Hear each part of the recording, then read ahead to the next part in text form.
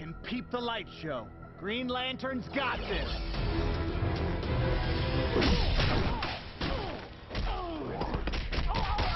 Not all I got.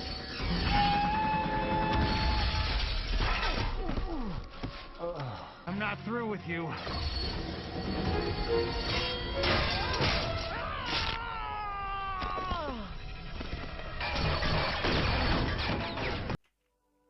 Hello guys, this is Sean here from Comic Reviews and Axe. Right, Hal Jordan Green Lantern never had much love in the past, has he? Dave definitely doesn't like him.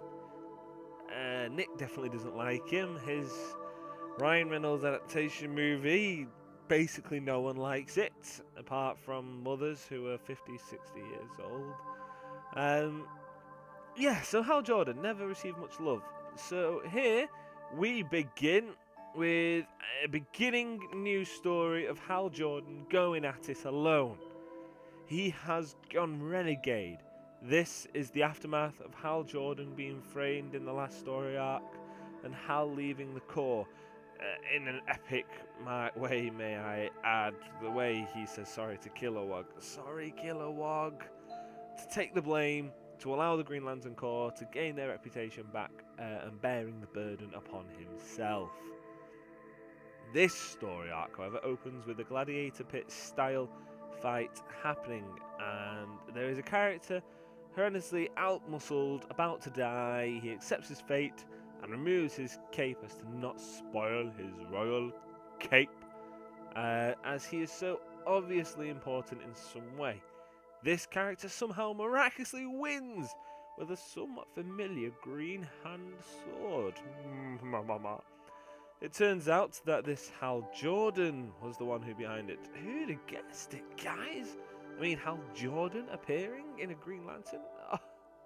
Anyway, he breaks this guy free. They say he's been sent to free him.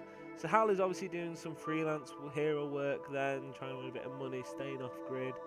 And here we now get the first proper look at his new costume, and I must say I love it. I really do. It's a great new look, rooted, cowboyish. It's got an actual feel rather than the bland look that the older costume had, should I may ask. I mean, let's have a look at them. They just look so bland and indistinguishable from one another. Unindistinguishable from one another, may I add, sorry. They all have the same feel. That is until C.R.A.A came along.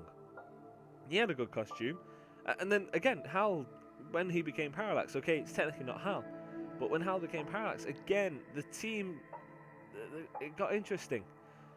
But then, back to this one, it's so bland. And then, when you think about Ryan Reynolds, this one, oh god, no. Not this one.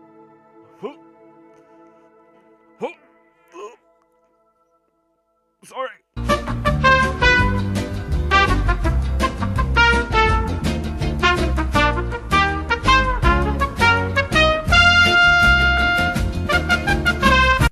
Sorry, but yes, Hal now actually has an interesting look to him, and it feels nice to have something relatable.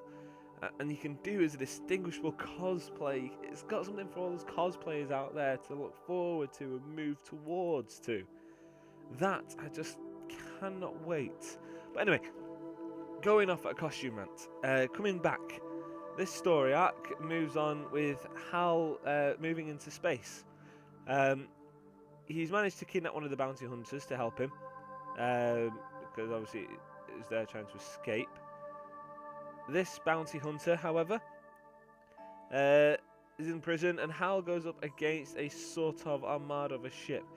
Now, here we get a look at the power behind Hal's new gauntlet. He doesn't quite have full control over it yet. He creates an asteroid. He kind of pauses because of how big it goes. So he ends up breaking up the asteroid apart and firing it towards the ships to try and hopefully break them down. He even shouts, "Dial it back," because he didn't mean to do it so hard. This just proves just how much power this gauntlet actually has. until that is one stray stone, the one that froze the entire planet. This royal guy who's on the ship, that was his planet. The people who sent him, that it froze over. Similar sort of look to what we had from the wall, the source wall. Remember that from Relic, that King's editions that we had from the source wall. And then that comic ends with Black Hand trying to revive the dead, but he ends up accidentally destroying everything. Black Hand seems to be somewhat immune to the effects of the source wall, yet he kind of has like a Medusa King Midas touch to him. We carry on through, opens, goes talking of Relic, goes back to Relic. Again, comes down Black Hand, trying to get people to rise. He's actually quite sad about being alone. He doesn't hear the voices anymore. He's not just killing things, he's ending them entirely. That is until Hal, that is thinking of a way. Then he realises, beautiful shot about the space, the sun. Anyway, I go off at a rant and a tangent. The gauntlet has so much power behind it. This dude gets caught up in all its power, which then causes Hal to have to fight away Relic with a whale, and which brings us to issue 44 of Hal having to find a doctor for this dude who stupidly tried on the Relic. I'm just going to whiz through this edition. Hal starts at a spaceport, finding a doctor, a spaceport that he used to know rather well, but it's looking a bit old, a bit run down. The doctors don't want to see him at first, but he kind of forces his way in.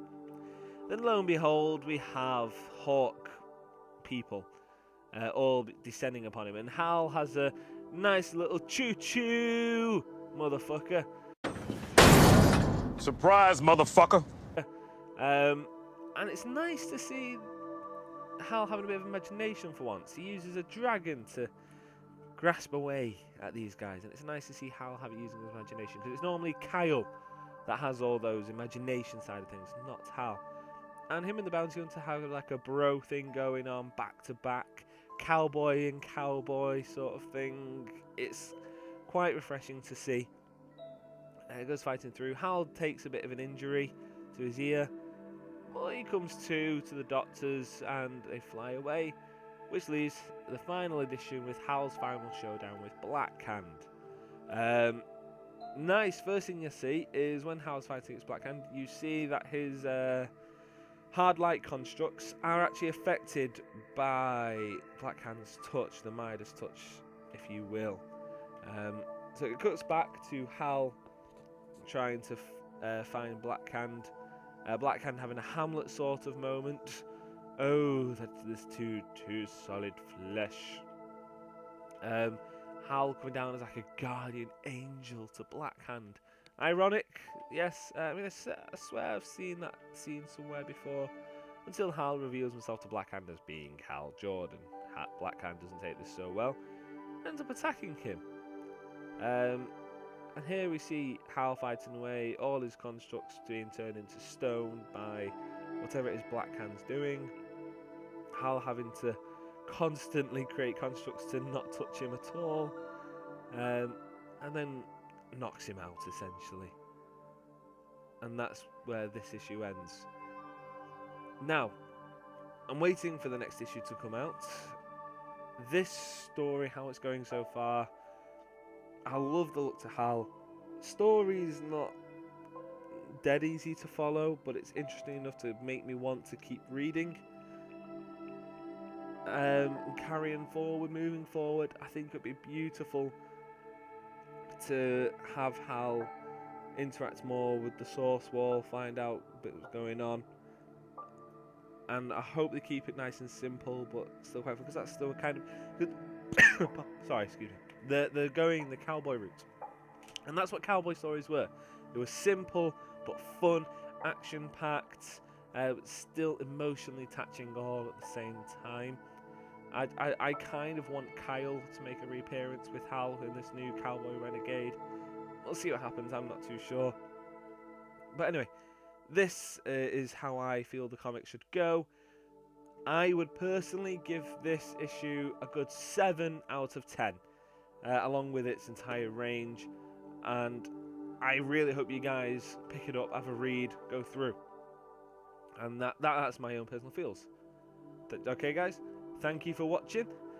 May the power protect, always.